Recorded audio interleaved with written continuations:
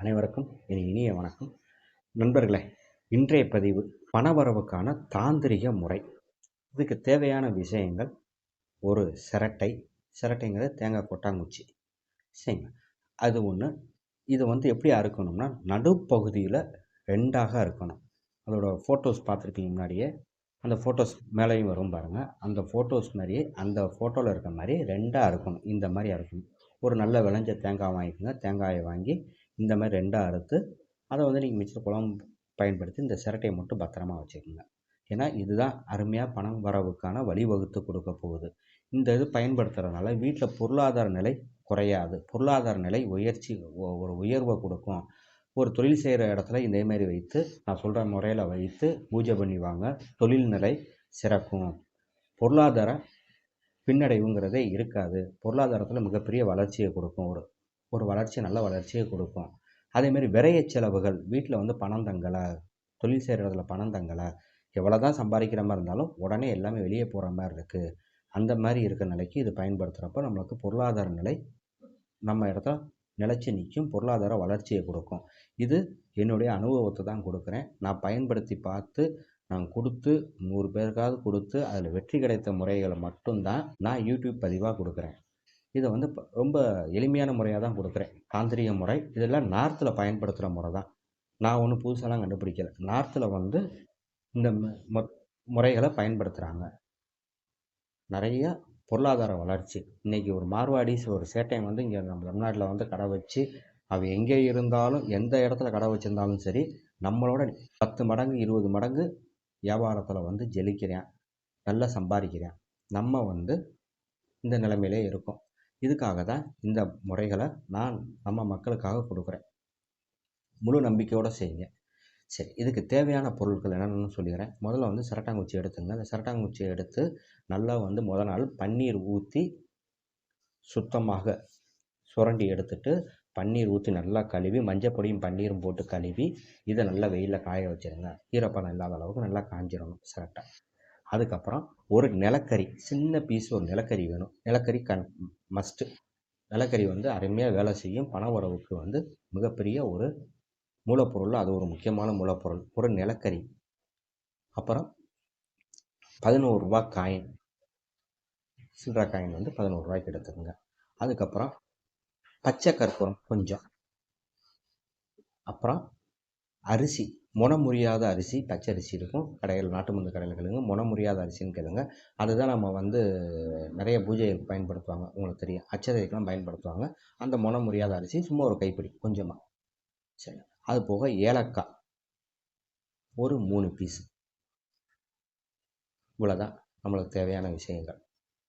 முதல்ல ஒரு வளர்பிறை நாள், முக்கியமாக வளர்பிறை எடுத்துக்கிறணும். வளர்பிறையில் புதன் அல்லது வியாழன், இந்த 2 நாளில் எடுத்துக்கோங்க. ஓரை குரு ஓரை எடுத்துக்கோங்க. குரு ஓரையில் உங்கள் பூஜை ரூமில் உட்காந்து, உங்கள் சாமி ரூமில் உட்காந்து முதல்ல உங்களுக்கு குல தெய்வத்துக்கும், உங்கள் இஷ்ட தெய்வத்துக்கும், உங்கள் முன்னோர்களுக்கும் ஒரு ஊதுபத்தி பொருத்தி பிரார்த்தனை பண்ணுங்கள். பிரார்த்தனை பண்ணுறப்ப, எனக்கு பொருளாதார வளர்ச்சியை கொடுங்க, என் வீட்டில் பொருளாதாரம் என்றைக்கு நிலச்சி நிற்கணும், பொருளாதாரத்தில் நான் மிகப்பெரிய ஒரு நிலை அடையணும்னு உங்கள் குல தெய்வத்துலையும் உங்கள் இஷ்ட தெய்வத்துலையும் முதல்ல ஒரு பிரார்த்தனை பண்ணிவிட்டு, அந்த சிரட்டையை அந்த புகை வர போட்டிருப்பீங்களா, புகை வரும்னா அந்த புகையில் இந்த பிடிச்சி இதில் இருக்க தோஷத்தை நிவர்த்தி பண்ணுங்கள். இந்த சிரட்டையில் இருக்க தோஷம், இந்த புகை அடித்தோன்னா இந்த தோஷம் நிவர்த்தி ஆகிடும். அதுக்கப்புறம் கீழே சாயாத மாதிரி ஒரு கிண்ணத்தில் வச்சுட்டு, முதல்ல நிலக்கரியை நடுவில் வைங்க. வச்சுட்டு வைக்கிறப்ப உங்கள் இஷ்ட தெய்வத்தையும் குல தெய்வத்தையும் நினச்சி கும்பிட்டு, எனக்கு பொருளாதாரத்தில் வளர்ச்சி வேணும் அப்படின்னு நினச்சி கும்பிட்டுட்டு நிலக்கரியை வைங்க. அதை சுற்றி 11 ரூபா காயின், இது உங்கள் இஷ்ட தெய்வத்தையும் குல தெய்வத்தையும் நினச்சி மனதார பிரார்த்தனை பண்ணி, எனக்கு பொருளாதாரத்தில் வளர்ச்சி மேல் வளர்ச்சி வரணும் அப்படிங்கிறக்காக இந்த காயினை சுற்றி வச்சுருங்க. பச்சை கற்பூரத்தை சுற்றி போட்டு விட்டுருங்க.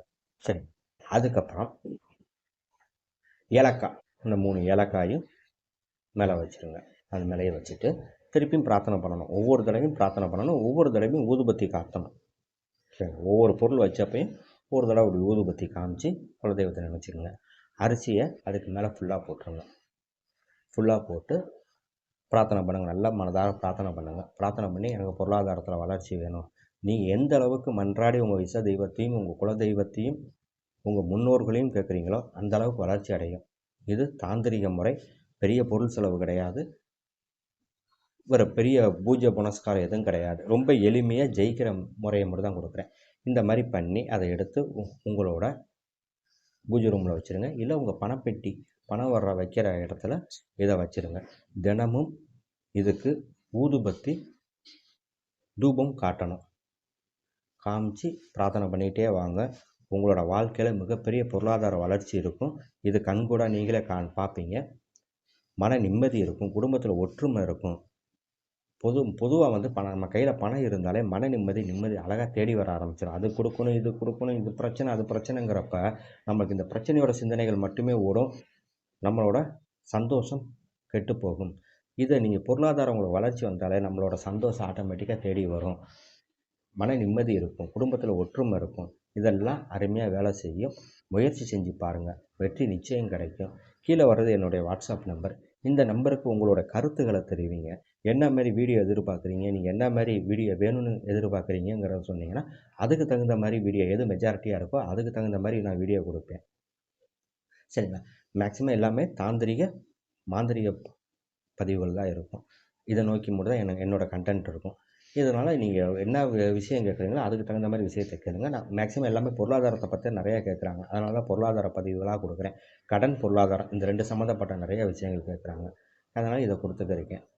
நண்பர்களே, இந்த வீடியோ பிடிச்சிருந்தா மறக்காமல் அனைவருக்கும் ஷேர் செய்யுங்க, சப்ஸ்கிரைப் செய்யுங்க, லைக் செய்யுங்க. உங்களோட கருத்துக்களை என்னோடய வாட்ஸ்அப் ஐடியில் தெரிவிங்க. நம்மளோட ருத்ரகாளி தாந்திரிக் ரெமடி சென்டரில் வந்து இப்போ வந்து பயிற்சி வகுப்பு ஆரம்பம். இது வந்து தாந்திரிக பயிற்சி வகுப்பு, 31 பாடங்கள் கொண்ட தாந்திரிக பயிற்சி வகுப்பு.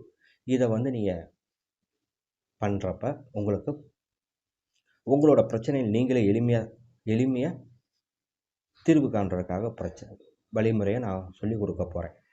31 பாடங்கள்.